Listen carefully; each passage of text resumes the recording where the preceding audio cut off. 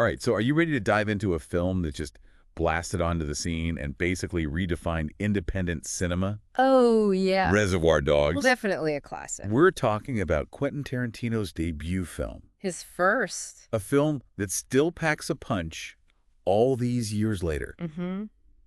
Now, you might know the basic setup. Mm. A diamond heist gone terribly wrong. Right. But trust me, this is not your typical crime flick. Oh, absolutely not. Tarantino throws the rule book out the window, Mm-hmm. serving up a non-linear, puzzle-like narrative that keeps you guessing until the very end. Keeps you on the edge of your seat the whole time. So, Yeah. what's fascinating here is how Tarantino turns a seemingly straightforward premise, like a heist, into this deep study of character loyalty and the brutal consequences of a life of crime. And the characters, man. Oh, yeah. Talk about an ensemble cast that just explodes off the screen. It's credible. Harvey Keitel. Yes. Tim Roth. Steve Buscemi. Michael Manson. Incredible cast. Each one brings this raw intensity that's impossible to ignore. Yeah, you can't take your eyes off the screen. You've got these tough guys. Right. With their color-coded aliases. Exactly. Mr. White. Mr. And Mr. Pink. Mr. Bro. All trying to maintain this facade of cool professionalism.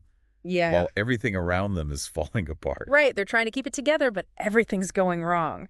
And those aliases, they're more than just cool nicknames. Yes, right. They actually serve a deeper purpose. Yeah, they create this sense of anonymity. Okay. It's almost like they're trying to distance themselves from their true identities and the weight of what they're about to do. So like they're playing roles. Exactly. Trying to be these detached, almost mythical figures. Mm-hmm. But as the tension mounts, Yeah, those facades start to crack. they do. And we see the raw humanity underneath. That's right. You start to see the real people behind these tough guy exteriors. One of the things that just grabs you right from the start is that iconic diner scene. Oh, yeah. Before they even hit the diamond store. Before the action even starts. We're thrown into this tense, almost playful banter about Madonna. Madonna and tipping. And tipping etiquette. Right, like it's just a normal day. And that scene is brilliant on so many levels. It really is. It establishes the dynamics of the group. Yeah, you immediately get a sense of who these guys are and how they relate to each other. Introduces us to their individual personalities. Exactly. And sets the tone for the entire film. And it all seems so casual, Right. so mundane, which makes the violence that erupts later all the more shocking.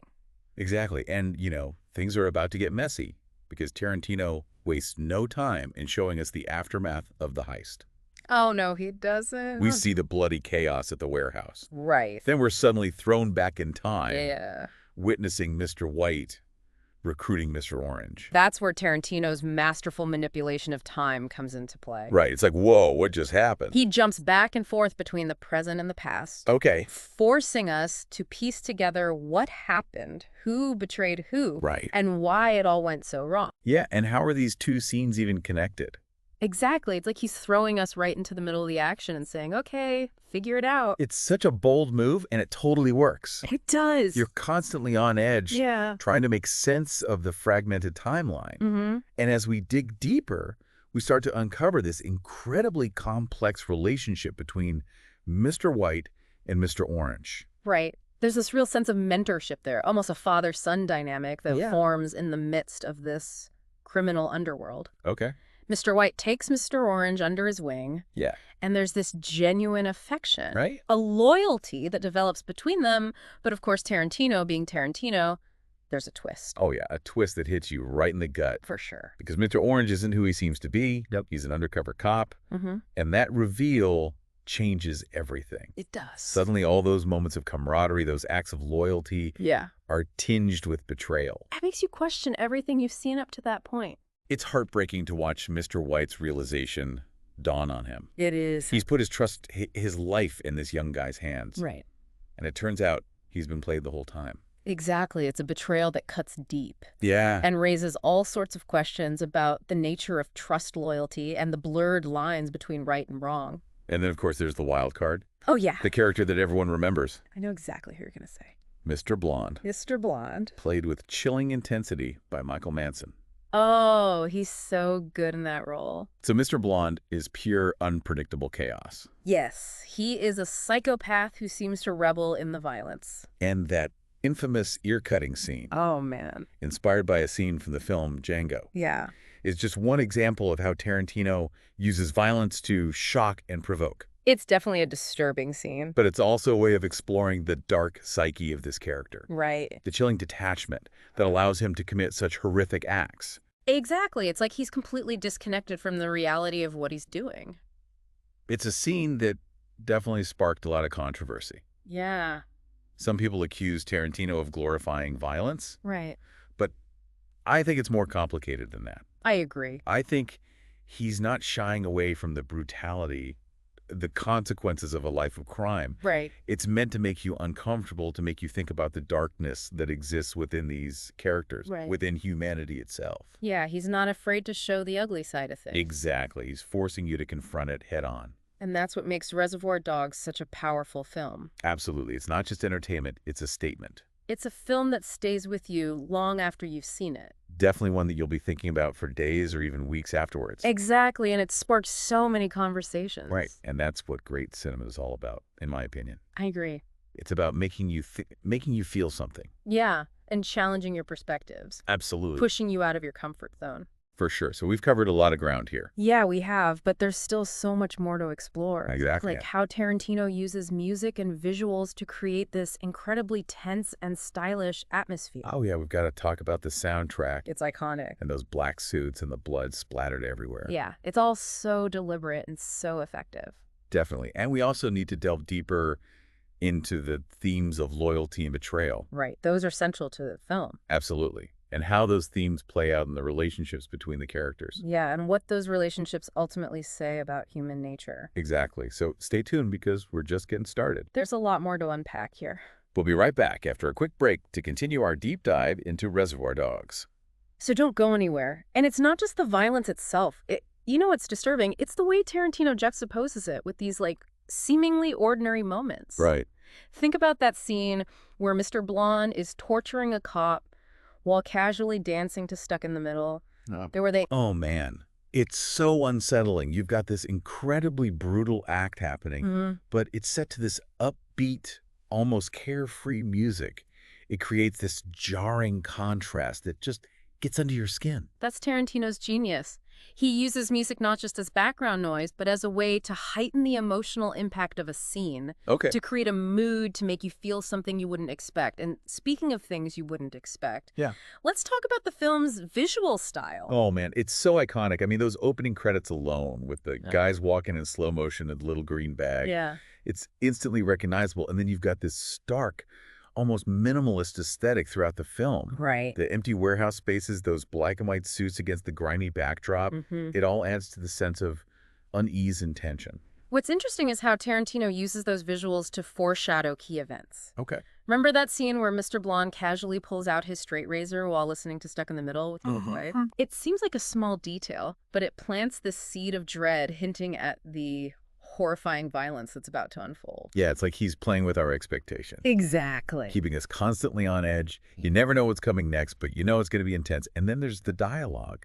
I mean, it's classic Tarantino, right? Sharp, witty, quotables. It just crackles with energy. The dialogue is more than just clever banter, though. It's a masterclass in character development. Okay. Every line reveals something about the speaker's personality, their motivations, their worldview, and the delivery from this incredible cast is just spot on. Oh, yeah. Harvey Keitel brings this stoic intensity to Mr. White, Right. while Steve Buscemi injects this nervous energy into Mr. Pink. And then you have Tim Roth as Mr. Orange. Oh, don't even get me started on Tim Roth. He's phenomenal.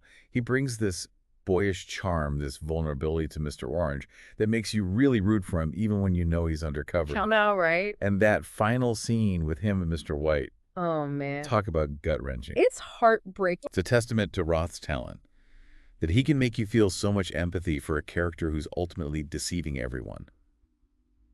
You see the internal conflict, the toll that this undercover operation takes on him. And that final moment of truth where his true identity is revealed is just devastating. That's powerful stuff. And yet it's amazing to think that this was Tarantino's debut film. I know. He just bursts onto the scene with his bold, stylish, and undeniably controversial work that completely changes the game for independent cinema. Reservoir Dogs was a game changer. It introduced the world to Tarantino's unique voice, his love of genre-bending storytelling, his ability to create characters who are both larger than life and incredibly human. Yeah, And it's a film that continues to inspire and influence filmmakers today. you can definitely see its DNA in countless other crime thrillers, Oh, yeah. from the snappy dialogue to the nonlinear storytelling. Yeah. But there's only one Reservoir Dogs. It's a singular vision, a raw and uncompromising masterpiece that still packs a punch over 30 years later. Absolutely. And speaking of its legacy, Yep. it's a film that sparked a lot of debate, particularly around its use of violence. Some critics accuse Tarantino of glorifying it. Right. But I think it's important to remember the context. He's not presenting violence in a sanitized Hollywood way. He's showing the brutality, the consequences, the emotional toll it takes on everyone involved. Right. It's meant to make you think, to confront the uncomfortable realities of the criminal underworld. And that's what makes Reservoir Dogs more than just a stylish crime thriller. It's a film that challenges you, provokes you, and stays with you long after the credits roll. And beyond the violence and the stylized filmmaking, there's a real emotional core to this film. Oh, for sure. It's about loyalty, betrayal, and the complex relationships between these characters who are bound together by circumstance and a shared descent into chaos. Absolutely. You really feel for these guys, even as they're making terrible choices. And that's what makes the ending so powerful. It's not a neat Hollywood resolution. It's messy, ambiguous, and leaves you with a lot to ponder. I mean, did anyone really win in this whole situation? That's the brilliance of Tarantino's ending. He doesn't give you easy answers. He forces you to confront the moral ambiguity, the gray areas, the lingering questions about justice and redemption. It's like he's saying, okay, I've shown you the darkness, the brutality. Now it's up to you to grapple with the consequences. Yeah, and that's what makes Reservoir Dogs such a compelling film to revisit. It's not just a stylish heist gone wrong. It's a film that forces you to ask those tough questions about loyalty, Betrayal. betrayal, and the choices we make when pushed to our limits. It's also fascinating to consider how the film has aged. I mean, here we are decades later, and Reservoir Dogs still feels relevant, still has the power to shock. And provoke. And provoke, yeah. It's definitely a film that sparked its share of controversy back in the day. Oh, for sure. And it continues to generate discussion and debate. I think that speaks to Tarantino's ability to tap into something raw. Primal. Primal. Something that resonates with audiences on a visceral level. And it's not just the violence, Right. though that certainly played a role in its notoriety. It's the way Tarantino subverts expectations, blends genres, and creates characters who are both repulsive and strangely compelling. You find yourself drawn into their world, even though you know it's a world of danger and deceit. Right. And you can't help but wonder, what would I do in that situation? Where would my loyalties lie? It's a testament to Tarantino's skill as a writer and director that he can make us empathize with these criminals, Yeah. even as we recognize the horrific nature of their actions. He doesn't shy away from the darkness, but he also finds moments of humor, camaraderie, even tenderness amidst the chaos. Yeah. To that complex interplay of emotions that makes Reservoir Dogs such a rich and rewarding film to watch.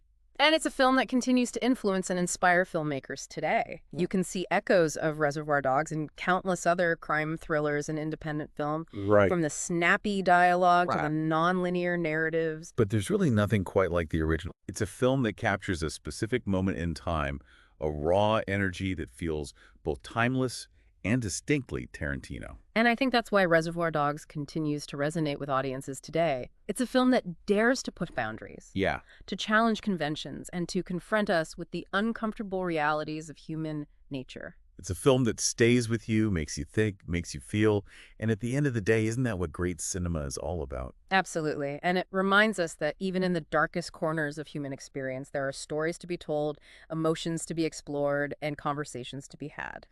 So there you have it, our deep dive into Quentin Tarantino's Reservoir Dogs, a film that exploded onto the scene, redefined independent cinema, and continues to spark debate and inspire awe.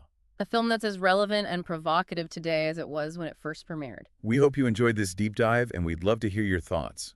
What are your favorite moments from Reservoir Dogs? What questions did it leave you with? Let us know in the comments. Let us know in the comments, and be sure to like and subscribe for more deep dives into the world of film.